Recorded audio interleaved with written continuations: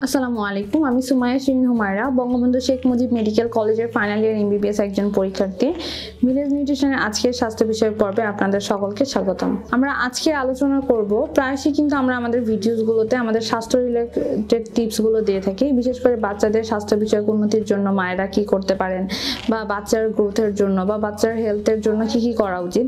তবে আমরা একটা ইম্পর্টেন্ট বিষয় স্কিপ করে যাই, বিশেষ করে বাচ্চাদের নার্সিং এর ক্ষেত্রেও এই জিনিসটা মায়েরা বা বাবারা অত একটা মাথায় আনতে চান না। সেটা হচ্ছে বাচ্চার মানসিক স্বাস্থ্য, অর্থাৎ তার মেন্টাল হেলথ ইমপ্রুভমেন্ট। বয়সের সাথে সাথে কিন্তু আমাদের মানসিক স্বাস্থ্যের উন্নতি হয়, অর্থাৎ বাচ্চা কিন্তু মানসিকভাবেও পরিপক্কতা অর্জন করে।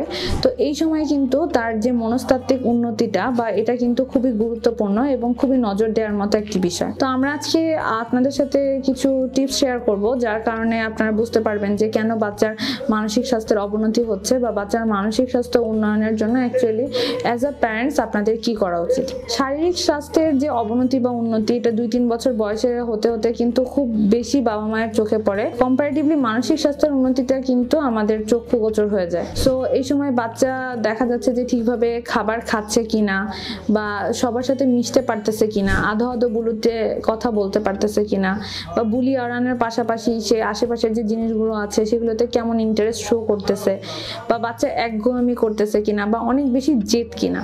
তো এই ধরনের সমস্যাগুলো কিন্তু মানসিক হেলথ রিলেটেডও হতে পারে।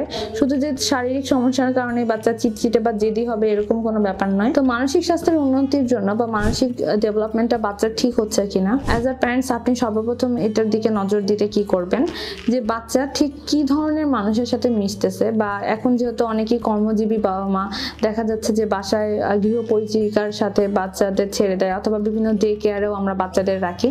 তো এই সমস্ত জায়গায় অ্যাকচুয়ালি বাচ্চার নার্সিংটা ঠিক কি হচ্ছে বা সারাদিন তাদের সাথে কি কি ঘটনা করতেছে, এই ব্যাপারগুলো কিন্তু তার মনস্তাত্ত্বিক উন্নয়নে বা তার মনস্তাত্ত্বিক পরিবেশে একটা গ্রেট ইম্প্যাক্ট ফেলে। সো অ্যাকচুয়ালি বাচ্চা সারাদিন কি করতেছে, কাদের সাথে আছে এবং তার অ্যাক্টিভিটিস কি তাদের সাথে, এই বিষয়ে কিন্তু প্যারেন্টস হিসেবে আপনাকে অবশ্যই সুনজর দিতে হবে। তাছাড়া কিন্তু দেখা যাবে যে অনেক ক্ষুদ্র বিষয়গুলো কিন্তু বাচ্চার ব্রেনে এমনভাবে এফেক্ট ফেলে, যেটা কিন্তু বড় হওয়ার পরেও দেখা যায় যে বাচ্চার ভিতর বিভিন্ন বিষয় নিয়ে অবিশ্বস্ততা বা একটা জেদ কাজ করে, অথবা সে মানুষকে পজিটিভলি নেয়ার থেকে আশেপাশের সার্কামস্টেন্সের জন্য নেগেটিভ অ্যাটিটিউডটা তার মধ্যে বেশি চলে আসে। একটু বয়স হওয়ার পরেই কিন্তু বাচ্চারা যে খেলার সাথী আছে বা বাচ্চারা যাদের সাথে পড়াশোনা রিলেটেড কাজে মিশতেছে, অথবা আপনার আশেপাশে যে ধরনের কাজিনস থাকে বাচ্চাদের, বা যাদের সাথে বাচ্চারা মিশুক না কেন, তারা ব্যক্তি হিসেবে কেমন, বা তাদের স্বাস্থ্য সচেতনতার পাশাপাশি তারা বাচ্চার মানসিক স্বাস্থ্যে কোনো প্রভাব ফেলতেছে কিনা, এই বিষয়গুলো কিন্তু আপনাকে একটু জানতে হবে। মানসিক স্বাস্থ্যের জন্য আশেপাশের পরিবেশ এবং মানুষগুলোর দিকে সুনজর রাখার পাশাপাশি কিন্তু বাচ্চা ঠিক কি ধরনের কাজকর্মে নিজেকে নিয়ে ব্যস্ত, সেই বিষয়গুলো কিন্তু আপনাকে একটু দেখতে হবে। বিশেষ করে অনেক বাচ্চারা থাকে যে তারা নিজেদেরকে খুবই কনফাইন্ড রাখে, অথবা কোনো ছোটখাটো একটা বিষয়ের মধ্যে নিজেরা সীমাবদ্ধ থাকতে চায়। কিন্তু নর্মালি 2-3 বছর বয়সে বা একটা সার্টেন এজ পরে কিন্তু উচিত যে বাচ্চাদের সবকিছু নিয়ে অনেক বেশি আগ্রহ থাকা, এবং এটাই স্বাভাবিক। বাচ্চারা দুষ্টুমি করতেছে, বিভিন্ন জিনিসের প্রতি আগ্রহ দেখাচ্ছে, আননেসেসারি কোশ্চেন করতেছে, এগুলোই কিন্তু তাদের সঠিক যে মানসিক বৃদ্ধি হচ্ছে বা আশেপাশের সার্কামস্টেন্সেস অনুসারে তারা যে একটা রিয়াক্ট করতেছে, এটা কিন্তু তার মানসিক স্বাস্থ্য যে ঠিকঠাক মতো বেড়ে উঠতেছে সেটার একটা লক্ষণ। সো এইসব ব্যাপারগুলোতে বিরক্ত না হয়ে বাচ্চাকে বাচ্চার মতো থাকতে দেওয়া উচিত, এবং বাচ্চার এই সমস্ত অ্যাটিটিউডগুলোতে আপনার একটা পজিটিভ ফিডব্যাক দিতে হবে। মানসিক স্বাস্থ্যের পাশাপাশি শারীরিক স্বাস্থ্যের দিকেও কিন্তু এটা আপনাকে একটু নজর রাখতে হবে, কারণ আমরা বলে থাকি শরীর ও মন একে অন্যের পরিপূরক।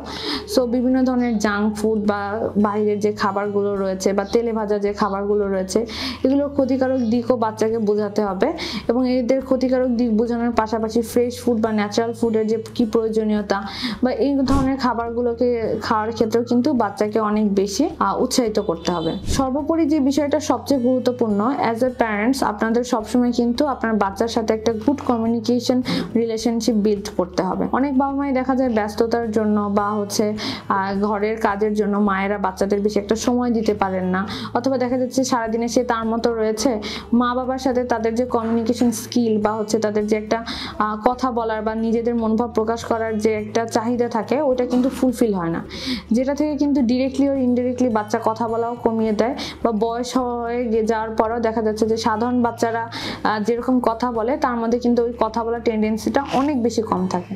সো এই ধরনের সমস্যা কিন্তু তার স্পিরিচুয়াল যে প্রবলেম সেটা না, অ্যাকচুয়ালি এটা তার মানসিক হেলথের যে প্রবলেম হয়েছে সেটার ইফেক্ট হিসেবে কিন্তু দেখা দেয়। এজন্য মানসিক হেলথ রিলেটেড যে ইস্যুগুলো রয়েছে ওগুলোতেও কিন্তু শুরু থেকেই অ্যাজ আ প্যারেন্টস আপনাকে খুব ভালোভাবে মনিটর করতে হবে। শিশুর খাদ্যাভ্যাসে শিশুকে পরিবর্তন করে বা খাদ্যাভ্যাস সম্পর্কিত যে হেলথ রিলেটেড টিপসগুলো রয়েছে ওগুলো আপনারা আমাদের অন্যান্য ভিডিওতে পেয়ে যাবেন। তো ওই ভিডিও অনুসারে বা হচ্ছে আপনাদের এক্সপিরিয়েন্স অনুসারে বাচ্চাকে খাবারের পাশাপাশি আরেকটি জিনিস সবসময় শেখাতে হবে, সেটা হচ্ছে আত্মনির্ভরশীলতা।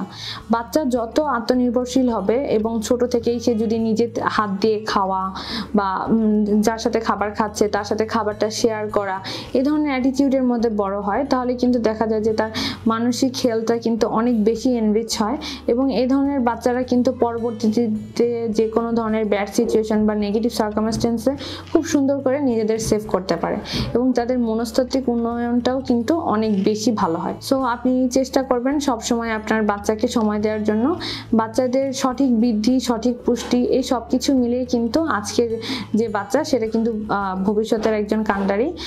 সো আশা করব আমাদের ভিডিওটি দেখে আপনারা উপকৃত হবেন এবং ভিডিওর টিপসগুলো অনুসরণ করে আপনাদের বাচ্চার মানসিক হেলথ ডেভেলপমেন্টে সহায়তা করবেন। ধন্যবাদ সকলকে।